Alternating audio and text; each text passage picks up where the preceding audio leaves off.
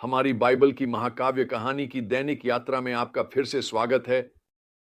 पिछली बार हमने उत्पत्ति 1 में अद्भुत सृष्टि के वर्णन पर आश्चर्य किया, कैसे एकमात्र सच्चे परमेश्वर ने केवल अपने शब्दों से ब्रह्मांड की रचना की।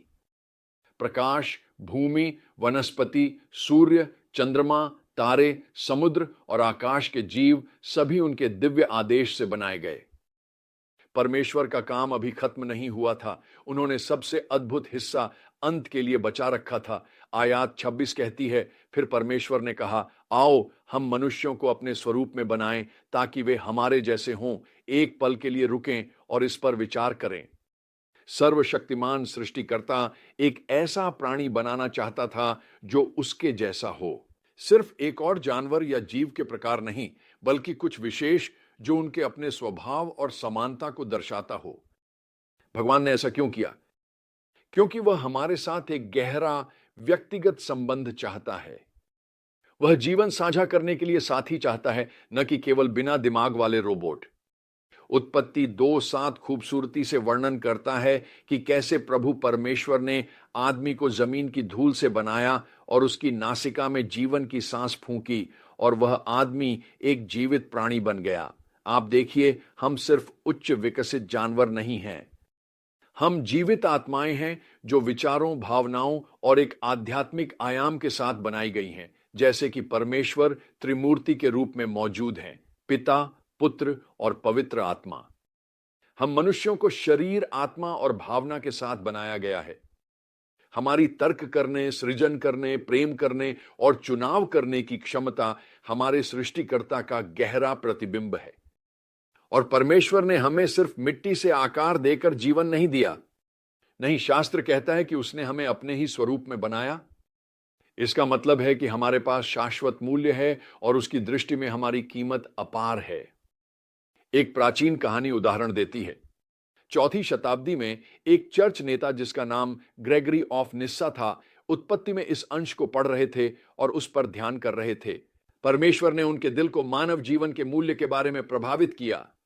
फिर उन्होंने अपने समय में प्रचलित दास्ता की बुराइयों के खिलाफ बात की। यह उनके लिए क्रांतिकारी था कि उन्होंने ऐसी सच्चाइयां बोली जो किसी ने कभी नहीं कही थी। उन्होंने मानवों की खरीद फरोख्त की निंदा करते हुए पूछा, आपने परमेश्वर के स्वरूप के लिए कितने सिक्के चुकाए? उनका कहना था कि आप उस व्यक्ति की कीमत नहीं लगा सकते जो सृष्टिकर्ता की समानता में बनाया गया है।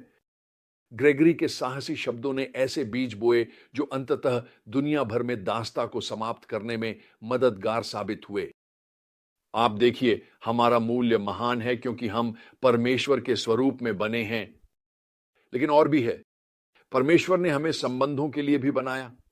पहली शादी से शुरू करते हुए उत्पत्ति 2 में वर्णन है कि कैसे परमेश्वर ने आदम को गहरी नींद में डाल दिया, उसकी एक पसली ली और पहली महिला को उसकी आदर्श साथी के रूप में बनाया। जब आदम ने उसे देखा तो उसने खुशी मनाई और कहा, यह अब मेरी हड्डियों की हड्डी और मेरे मांस का मांस है। परमेश्वर की योजना थी कि पुरुष और महिला एक शरीर बन जाएं। उन्होंने महिला के लिए विवाह और परिवार की स्थापना की, मानव संबंधों की नींव और नए जीवन के जन्म के रूप में। वास्तव में उत्पत्ति में उनकी पहली आज्ञा जोड़े के लिए है कि वे फलदायी हों और बढ़ें और पृथ्वी को भर दें। परमेश्वर चाहते थे कि घनिष्ठ प्रेम, एकता और प्रजनन हो ताकि उनके स्वरूप में बनाई गई पृथ्वी परिवारों से भर सके। शायद आपका पारिवारिक माहौल आदर्श से कम था जब आप बड़े हो रहे थे। शायद आपने तलाक का दर्द झेला हो या आप बिना जीवन साथी के अकेले व्यक्ति हों। परमेश्वर का दिल चाहता है कि हर व्यक्ति परिवार और समुदाय के आशीर्वाद को जाने।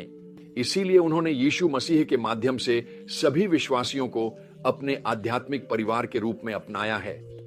हम उसके बेटे और बेटियां हैं, परमेश्वर के परिवार में भाई बहन के साथ। आप देखिए, शुरू से ही परमेश्वर का इरादा था कि उनके लिए एक परिवार हो, एक ऐसा लोग जो उनके स्वरूप में बनाया गया हो, जो उन्हें जान सके, उनसे प्रेम कर सके और पृथ्वी पर उनका प्रतिनिधित्व कर सके।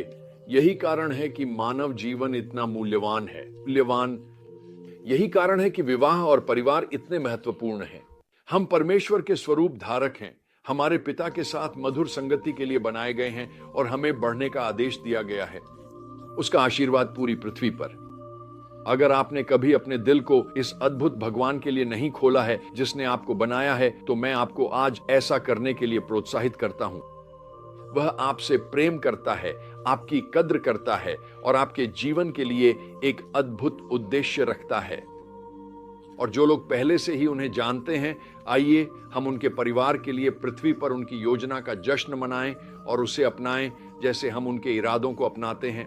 हमारे जीवन और संबंध उनके प्रेम से परिवर्तित होंगे और उनकी महिमा से भर जाएंगे।